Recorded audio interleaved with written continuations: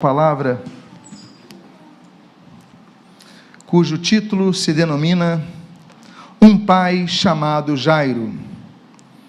Eu convido a que você abra a sua Bíblia no Evangelho segundo Lucas, capítulo de número 8, no verso de número 56.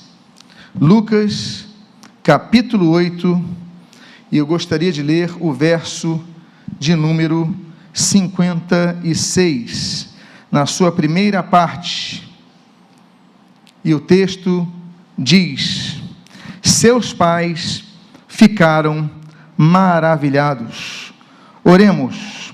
Pai amado, Deus bendito, lemos a tua santa e preciosa palavra, pedimos, Deus, fala conosco nesta manhã, abençoa a nossa vida, renova a nossa fé. Te agradecemos pelos nossos pais. Eu te agradeço pelo meu pai, Emílio Semblano, que me educou na tua casa, na tua palavra, me ensinando por palavras, gestos e exemplos, aquilo que hoje eu trago com gratidão diante do Senhor. Muito obrigado. Eu sei que cada um aqui, Senhor, tem um momento, Senhor, e experiências distintas sobre seus pais, assim como emoções diferentes, mas nesse momento nós queremos, ainda que nem sempre possam entender, agradecer aos nossos pais, pedindo àqueles que estão presentes entre nós, que os abençoes, pedimos a renovação, pedimos a cura, àqueles que têm problemas com seus pais, que seja uma manhã de renovação, abençoa as nossas vidas, e o que nós pedimos, nós fazemos agradecidos em nome de Jesus, amém e amém. Podem tomar os seus assentos. Depois que Jesus acalmou a tempestade no mar da Galileia, Jesus entrou num barco com seus discípulos e foi para o outro lado daquele mar, de Genezaré, numa cidade chamada Gadara. Ali, como os irmãos sabem, Jesus se encontrou com um homem que tinha uma legião de demônios e o libertou e fez daquele homem um evangelista naquela região. Depois dessa libertação, Jesus pega o barco e cruza novamente o mar da Galileia. E chegando a outro ponto, tinha um religioso esperando ele.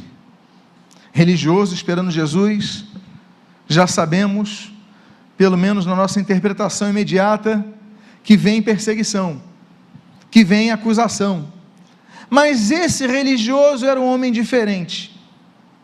Surge em cena um momento de um religioso que não vai para acusá-lo, não vai com um ardiz para encurralá-lo, mas ele vai para pedir ajuda.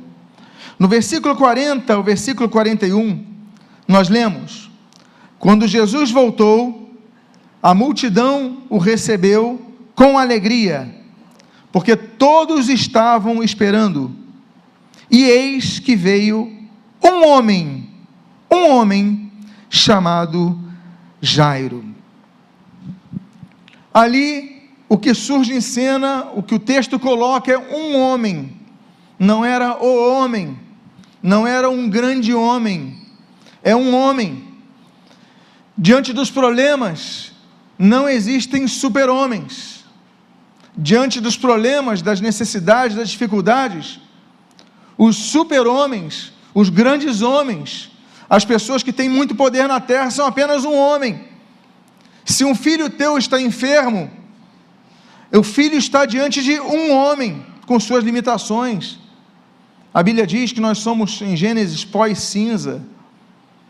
A Bíblia diz que nós somos limitados em nosso corpo, Salmo 103. Um dia receberemos aquilo que o 1 Coríntios capítulo 15 fala, um corpo glorificado, mas enquanto isso, temos um corpo limitado. Quantos morreram nessa pandemia? Porque nós temos um corpo limitado. Homens grandes, homens pequenos. Quantos passaram por isso? Porque nosso corpo é limitado. As nossas emoções, segundo aos Coríntios capítulo 6, são limitadas. Nós somos limitados em nossas tentações, 1 Coríntios capítulo 12.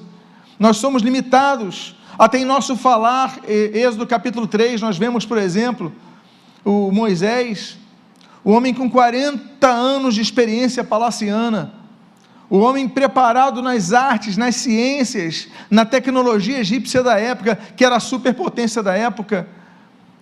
Agora esse homem estava há 40 anos ali, catando carrapato de ovelhas no deserto de Midian. Deus o chama e ele fala: mas eu não tenho condições de falar com Faraó.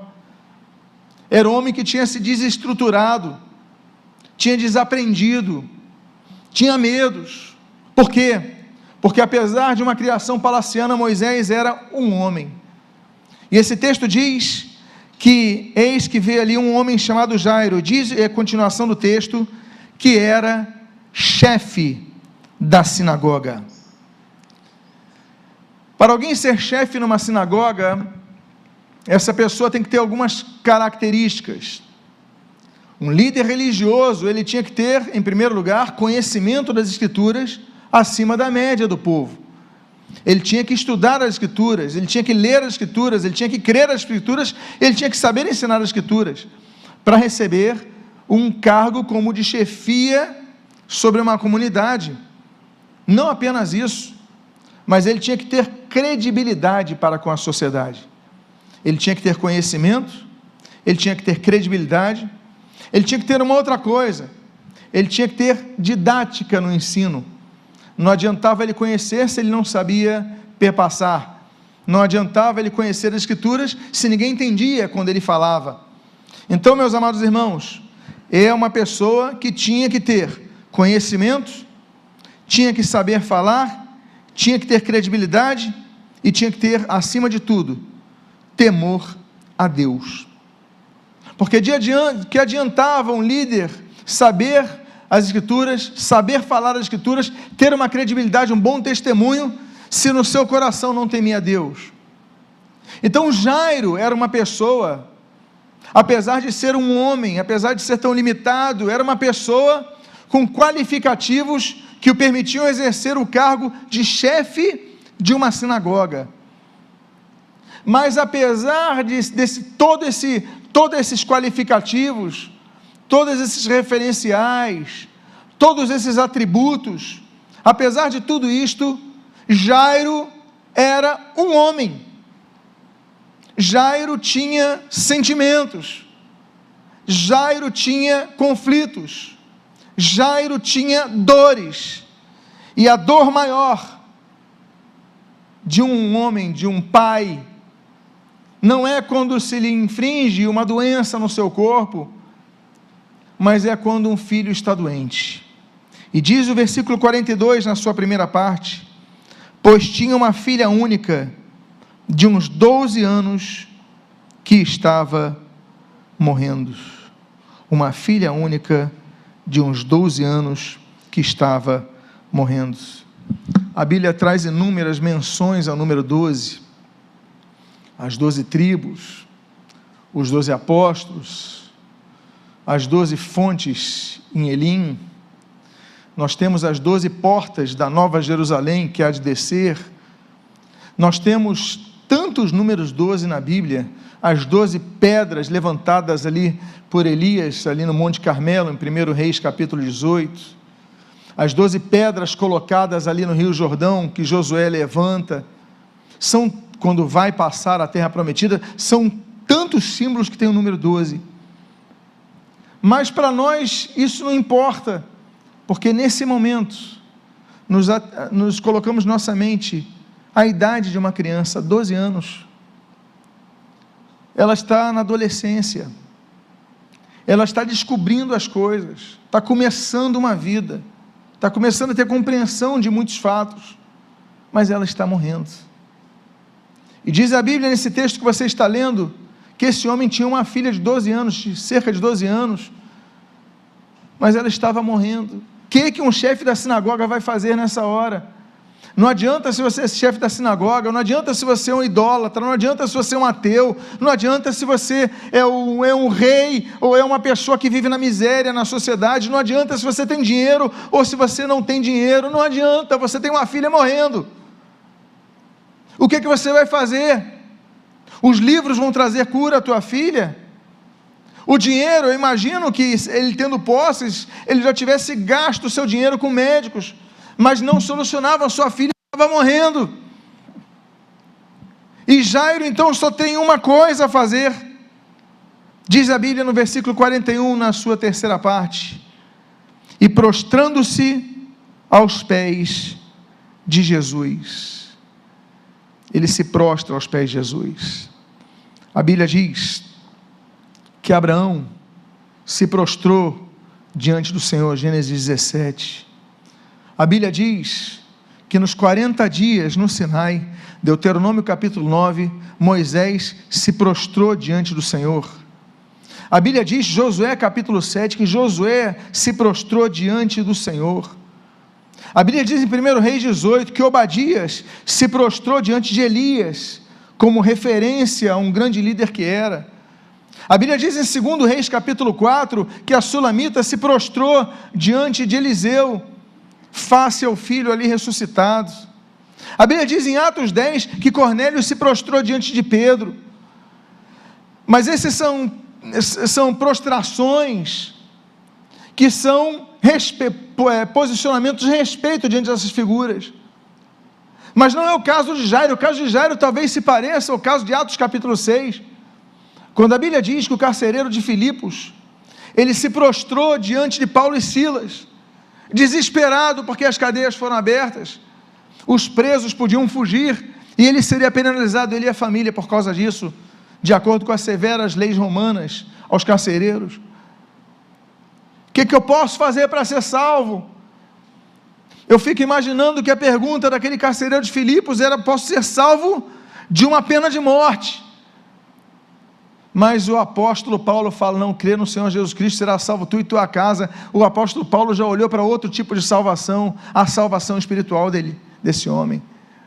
Esse homem agora, Jairo, que é um homem que tem recursos, que tem contatos, que tem um posicionamento político como todo chefe da sinagoga tinha, que é uma pessoa de influência na sociedade, que é uma pessoa conhecedora da palavra, ele agora pega tudo isso e deixa de lado, e a Bíblia diz que ele se prostra diante do Senhor, e ele começa então a entender um dos princípios mais preciosos, de nos humilharmos diante do Senhor.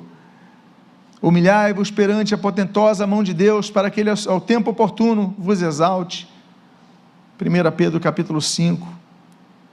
Talvez ele se lembrasse do provérbio capítulo 3, que depois Tiago escreveria no capítulo 4, versículo 6, porque Deus resiste aos soberbos, mas dá graça aos humildes. O fato é que esse homem tira-se de toda a posição. Que pai é esse? Ele tira de todo o seu poderio, e ele se prostra aos pés de Jesus. E olha, quando um chefe da sinagoga se prostra aos pés de Jesus, nós devemos ter uma certeza: ele estava se colocando para ser perseguido pelos outros religiosos, ele estava colocando o seu emprego a risco. Ele sabia: eu vou ficar desempregado, porque eu sou chefe da sinagoga, e eu estou aqui me prostrando diante desse que se diz Messias, mas não importa eu perder meu emprego, não importa eu perder a minha credibilidade, não importa eu perder minha honra diante de todos aqueles que me colocaram com uma posição de honra sobre essa sociedade. O que me importa é ver a minha filha curada, e esse Jesus, ele cura, esse Jesus, ele tem curado, esse Jesus, ele tem poder. Então é isso que eu quero. E esse homem se prostra diante do Senhor Jesus, e a continuação do versículo diz: e suplicou-lhe para que fosse até a sua casa. Suplicou-lhe, pediu-lhe com intensidade. A Bíblia diz sobre pedir. Nós temos Ana, 1 Samuel, capítulo 1, ela suplica a Deus por um filho, porque ela era estéril, não podia ter filho. A Bíblia manda pedir. A Bíblia diz que nós devemos pedir por situações que nós temos direito e não estamos vendo. Zacarias capítulo 10, versículo 1 diz: pedi pela chuva no tempo das chuvas seródias, porque se é tempo das chuvas seródias e a seca, nós não podemos nos conformar, devemos pedir. O Senhor Jesus, ele diz, Mateus capítulo 7, no versículo 7, olha, pedi e dar-se-vos-á, buscai e achareis, batei e abrir-se-vos-á. Porque nós devemos pedir como? Lucas capítulo 18, com perseverança. Esse homem, ele não apenas, ele se prostra diante de Jesus, mas a Bíblia diz que ele suplica a Jesus: Senhor, por favor, vá na minha casa. Ele de joelhos, ele fala: Senhor, vá na minha casa, eu preciso que o Senhor vá à minha casa. E a Bíblia diz então que surgem os desafios. Versículo 42, na sua segunda parte diz: enquanto Jesus caminhava, as multidões, o que diz ali? Apertavam. Jesus teve obstáculos na sua caminhada para ir até a casa daquele homem, porque era uma situação urgente. Jesus encontrou obstáculos, e esses obstáculos eu fico imaginando Jairo: peraí, deixa ele passar, só que eram muitas pessoas, eram multidões, que também tinham seus pedidos, também estavam desesperados. Ele fala: por quê? Mas minha filha está morrendo, alguém pode estar pedindo por outra coisa, mas o meu caso é mais desesperador, liberem o espaço, mas ninguém liberava, todos apertavam. E diz a Bíblia que enquanto Jesus caminhava, as multidões o apertavam. Então eu fico imaginando o desânimo na vida de Jairo, desânimo diante dos obstáculos. Ele começa a ver que Jesus está demorando para ir na casa dele, ele começa a ver que o milagre não podia não acontecer a tempo na vida dele, e aí nós vemos desânimos diante dos obstáculos. Êxodo capítulo 14, nós temos o desânimo diante do obstáculo do Mar Vermelho, quando Israel, saindo do Egito, olha, agora tem o Mar Vermelho, vamos morrer aqui, os exércitos estão atrás. Desânimo diante dos obstáculos. Vemos o desânimo de Jó, um grande personagem, mas naquele capítulo 10 ele fica desanimado diante dos obstáculos.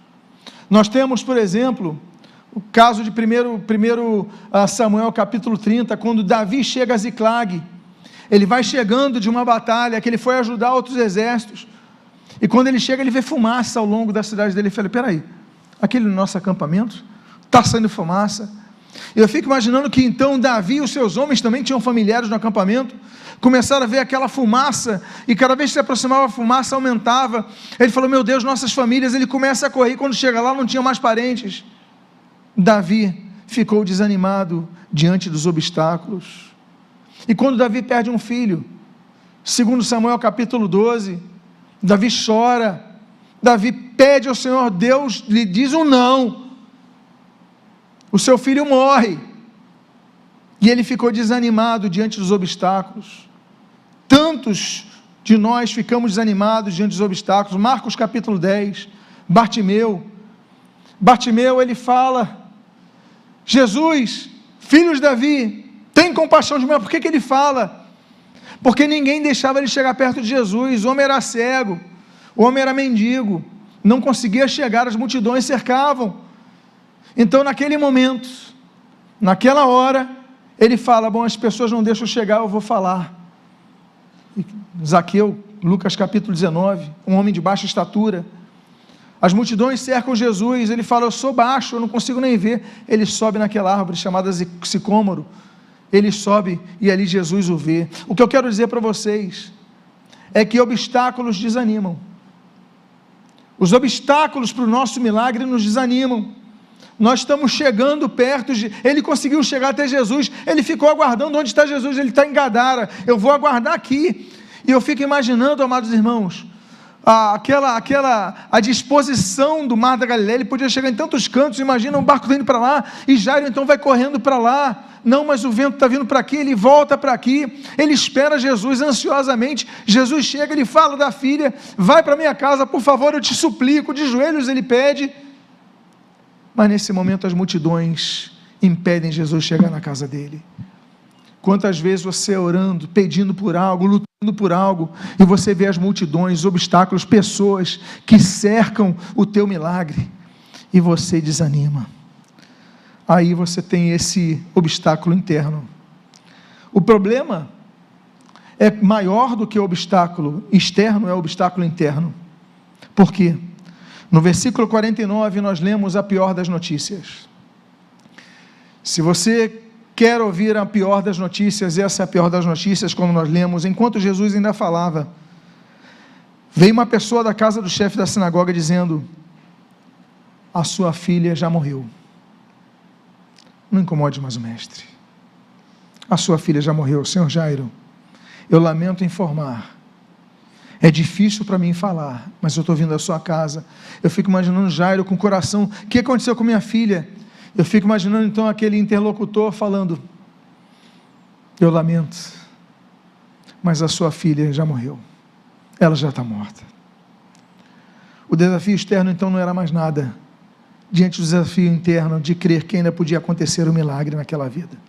A filha já morreu. Por que ele foi até Jesus? Por que ele se expôs tanto? Por que ele dobrou os seus joelhos, se prostrou, clamou ao Senhor, teve fé? Se ele não enxergou mais isso, eu fico imaginando o choro de Jairo, o choro de um pai cuja filha tinha morrido. A Bíblia diz, Eclesiastes 3:4, que há tempo de rir, mas há tempo de chorar. Tinha chegado o dia do choro. Grandes personagens da Bíblia choraram. Ana chorou, 1 Samuel capítulo número 1, José chorou, Gênesis capítulo 46, tantos personagens choraram amargamente. O Senhor Jesus chorou 3 ocasiões. A Bíblia diz em João capítulo 11 que Jesus chorou quando o seu amigo Lázaro tinha morrido. Segunda vez que Jesus chora, Lucas capítulo 19, quando Jesus está descendo o Monte das Oliveiras e vê Jerusalém. Terceiro choro de Jesus ali no jardim de Getsêmani, Lucas capítulo 22, quando Jesus chora de maneira amarga, intensa. Por que eu não vou chorar? Por que você não pode chorar? Existe um ditado muito mal, que faz muito mal, dizendo que homem não chora. Todos choramos. Chorar, aliás, é o primeiro verbo que nós conjugamos na vida. Quando nós nascemos, nós choramos. Meus amados irmãos, mas a Bíblia diz que o choro pode durar uma noite, mas a alegria vem pela manhã. O choro, ele é um fato, mas ele tem que ter duração, não pode parar a tua vida.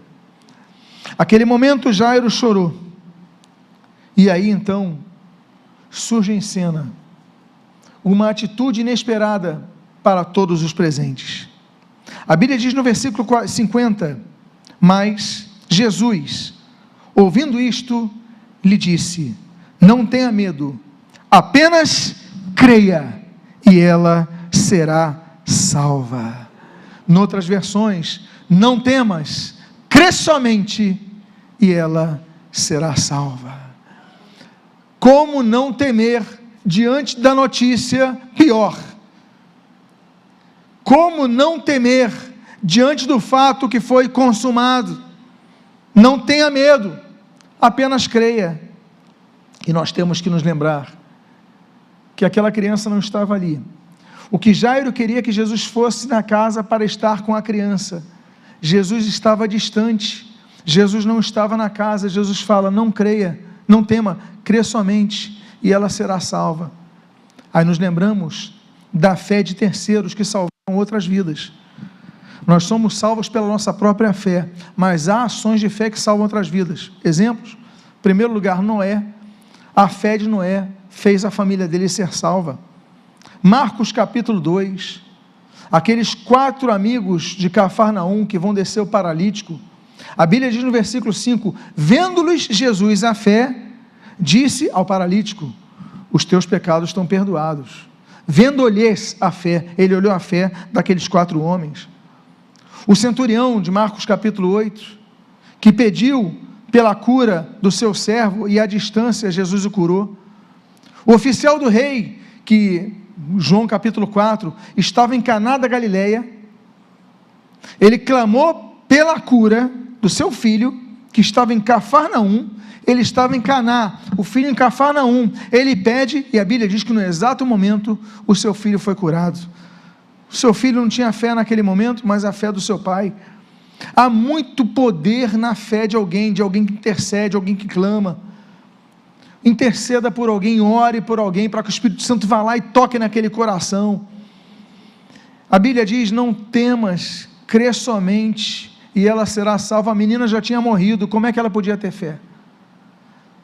E aí então, Jesus segue o seu roteiro e vai até a casa de Jairo. E a Bíblia diz no versículo 51,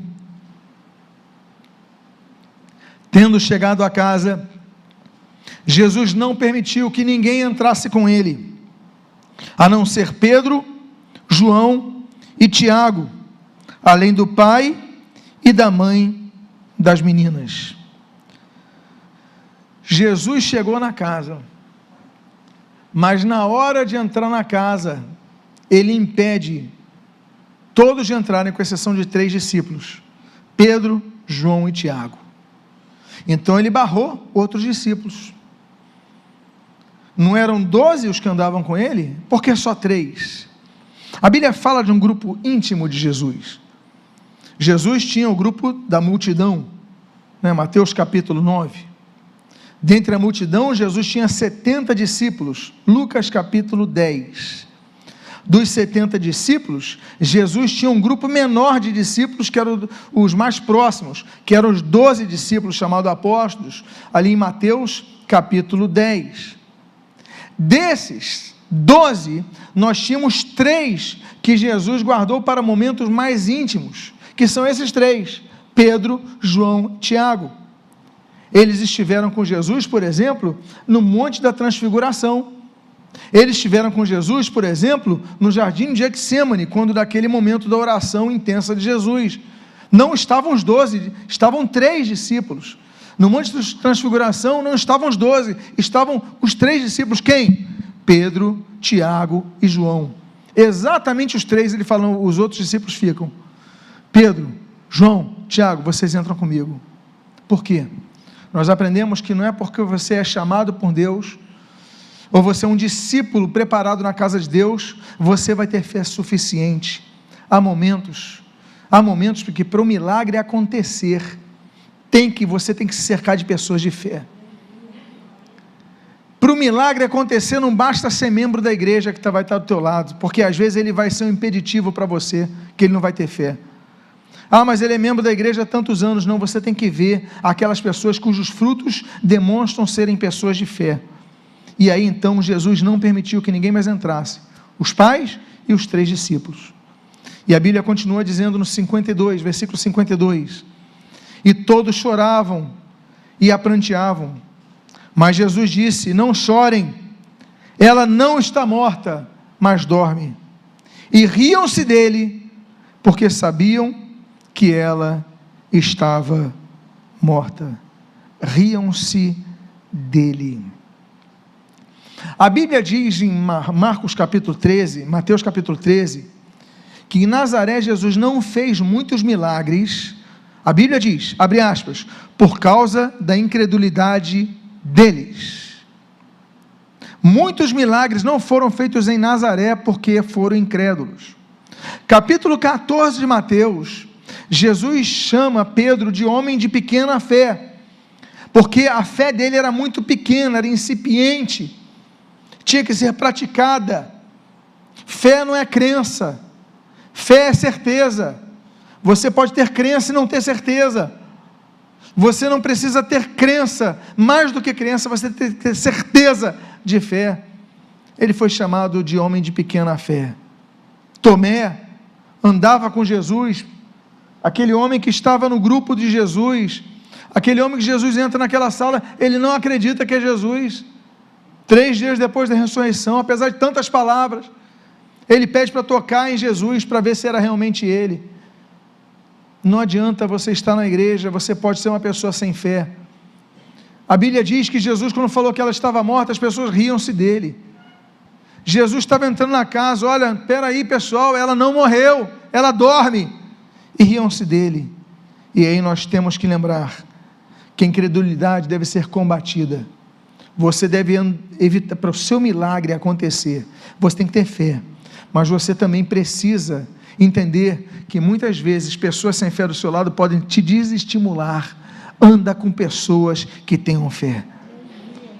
O versículo 54 nós lemos: mas Jesus, tomando-a pela mão, disse em voz alta: menina, levanta-te. Meus amados irmãos, que coisa linda esse levanta-te. Que coisa maravilhosa quando lemos esse levanta-te. Levanta-te, sobe a Betel e habita ali, como Deus falou a Jacó em Gênesis capítulo 35. Quando a Bíblia diz que Jesus está nas cercanias de Naim, na cidade, no vilarejo de Naim, Lucas capítulo 7, a Bíblia diz que Jesus toca no esquife daquele jovem filho de uma viúva e diz: jovem, eu te ordeno, levanta-te. E aquele jovem levantou. Meus amados irmãos, o levantar-se é um momento que muitas vezes nós não temos força, mas pela palavra de Deus nós conseguimos levantar. Aquele jovem, eu digo, no caixão em Naim, ele tinha forças para se levantar? Não, mas a palavra de Deus operacionou o milagre, ele se levantou. Como é que uma jovem de 12 anos morta ali, jazendo num leito, Jesus então fala: levanta-te, menina, talita cumi, e ela então se levanta. Então eu quero dizer para você, que o texto do versículo 55 mostra: voltou-lhe o espírito, e ela imediatamente se levantou. Que coisa linda, que coisa maravilhosa, o espírito voltou a ela. Meus amados irmãos, quando nós morremos, nosso espírito vai a Deus, como diz a palavra de Deus, mas Deus então retorna aquele espírito àquela menina, ela volta a ter vida, ela volta a estar com seus pais, os seus pais são renovados. E eu termino com o versículo que eu abri, o versículo 55, na sua segunda parte, ele diz: e Jesus mandou que lhe dessem de comer, e seus pais ficaram maravilhados. Eu convido você a ficar de pé nesse momento. E seus pais ficaram maravilhados. E seus pais ficaram maravilhados. Hoje é dia dos pais. Há pais que estão sofrendo pelos seus filhos. Há pais que estão tendo dificuldades com seus filhos. Há pais que estão chorando por seus filhos. Há pais que estão, de pessoas que estão aqui presentes, de pessoas que estão nos ouvindo na internet, que estão clamando ao Senhor pelos seus filhos, mas seus filhos estão mortos. Muitos deles, não estou falando mortos biologicamente, estou falando que estão mortos nos delitos e pecados, como diz o apóstolo Paulo aos Efésios, estão mortos no distanciamento, e seus pais sofrem, e seus pais perdem o prazer de um convívio, e seus pais perdem a alegria. Então convido a você a ficar de olhos fechados nesse momento, fechar os seus olhos, e nesse momento que você está fechando os seus olhos, eu quero orar pelos pais. Hoje é dia dos pais, mas o presente que eu gostaria que você ganhasse está nessa frase: e os seus pais ficaram maravilhados. Por quê? Porque Jesus operou uma ressurreição, Jesus operou um milagre. Pai amado, em nome de Jesus eu oro pelos pais aqui. Hoje é dia dos pais.